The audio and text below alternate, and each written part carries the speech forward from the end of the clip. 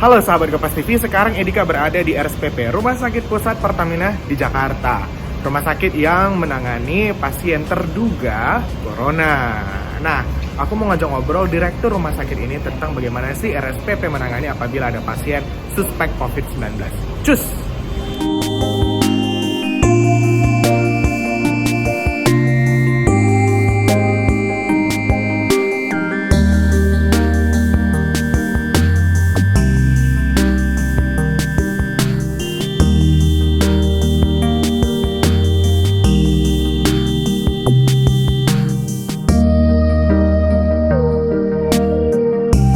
Baik, halo sahabat Kompas TV. Sekarang saya bersama dengan Dokter Kurniawan. Halo dok. Halo. Dokter, Ya. aku penasaran nih. Sekarang lagi booming banget soal penyakit yang dihasilkan oleh virus corona yang merebak di masyarakat. Nah, sebenarnya kalau di RSPP sendiri itu gimana sih tahapannya kalau orang mau periksa dia ngerasa di dirinya itu ada gejala corona?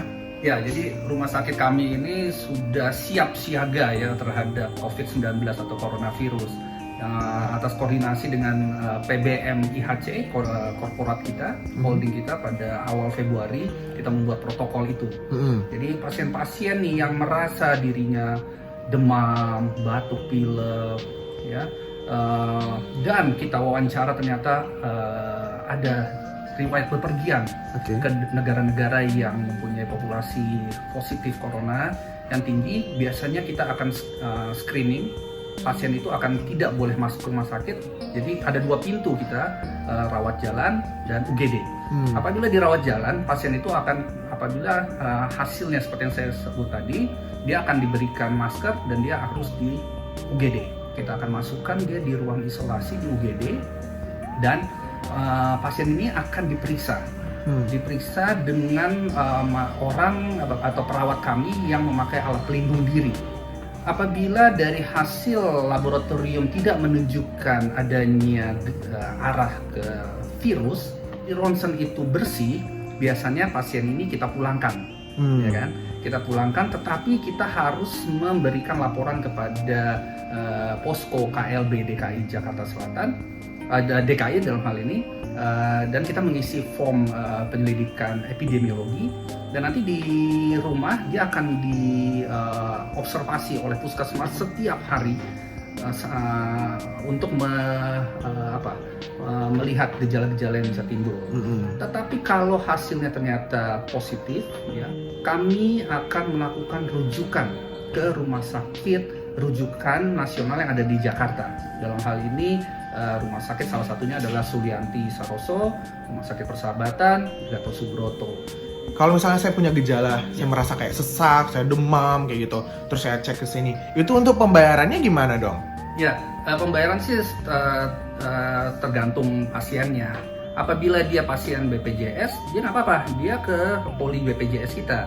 Dan apabila di poli BPJS itu kita screening dan ternyata memang ada dugaan seperti yang saya sebut tadi, kami kirim ke UGD.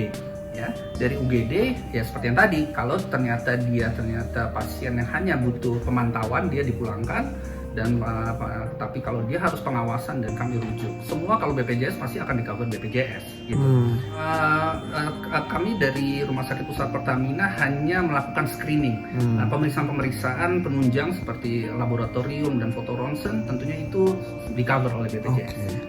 Dok, untuk pemeriksaan pasien-pasien yang mungkin mengalami gejala corona segala macam, itu teknologi seperti apa atau alat seperti apa sih yang digunakan di RSPP?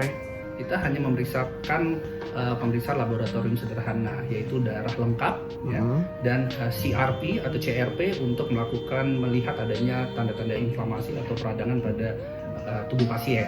Ya. Untuk foto ronsen kita memakai foto ronsen biasa. Itulah screening yang guideline yang memang sudah yang dianjurkan dari Departemen Kesehatan.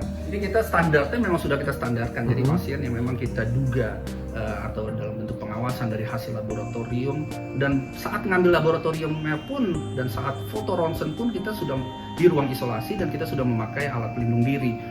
baik itu gown untuk ini Google, masker N95 dan handskun, pakai sepatu boot juga ya khusus untuk yang sekali pakai. Jadi itulah yang disebut namanya APD atau alat pelindung diri. Dan tujuannya adalah untuk tentunya untuk memproteksi si petugasnya dan juga agar tidak men-spread virus itu kemana-mana. APD atau alat pelindung diri adalah protokol yang wajib dilakukan di RSPP.